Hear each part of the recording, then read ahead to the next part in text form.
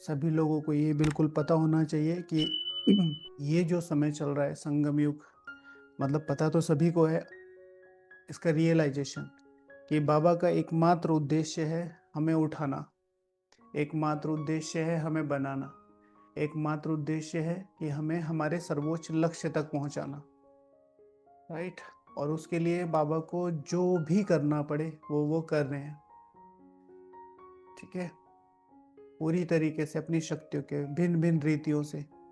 तो इसीलिए मेरे मन में ये क्लियर होना चाहिए कि भगवान मुझे बनाने के लिए आया है। सबसे पहले है मेरा निश्चय।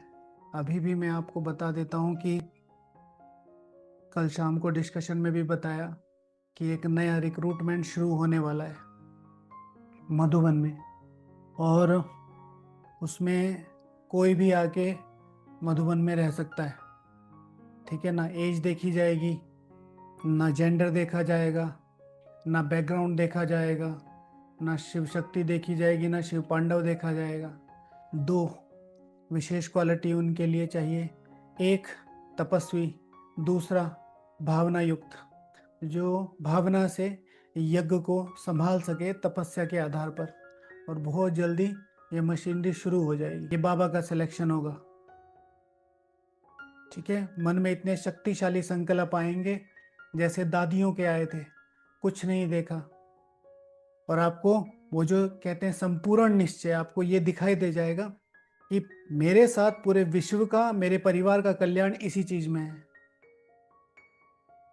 और आप में से कोई सोचता है कि मैं तो अभी से तैयारी कर लेती हूँ, वहां जाके बैठ जाऊं, ऐसा भी नहीं होगा।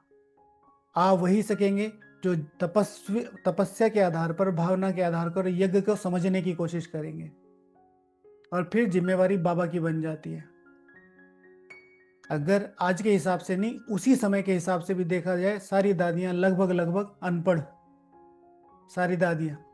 और 1-2 साल नहीं, 50 साल यज्ञ को चलाया, 50 साल।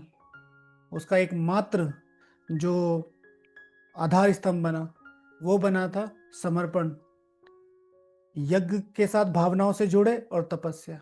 और ये रिक्रूटमेंट बहुत जल्दी शुरू हो जाएगा। अपनी तैयारी तपस्या के आधार पर कीजिए। मैं जैसे कि बार बार बोलता हूँ, कल को कोई भी नहीं कह पाएगा कि हमें साकार पालना नहीं मिली, मधुबन में समर्पित का स्थान नहीं मिला, या जो भी आप हैं जिसके लिए भी आपको ये रिग्रेट होता है, अरे हम ये होते तो ये कर लेते। सबको सब चांस मिलेगा। इसीलिए बहुत बहुत भावनाओं से अपनी तपस्या को शुरू कर दें।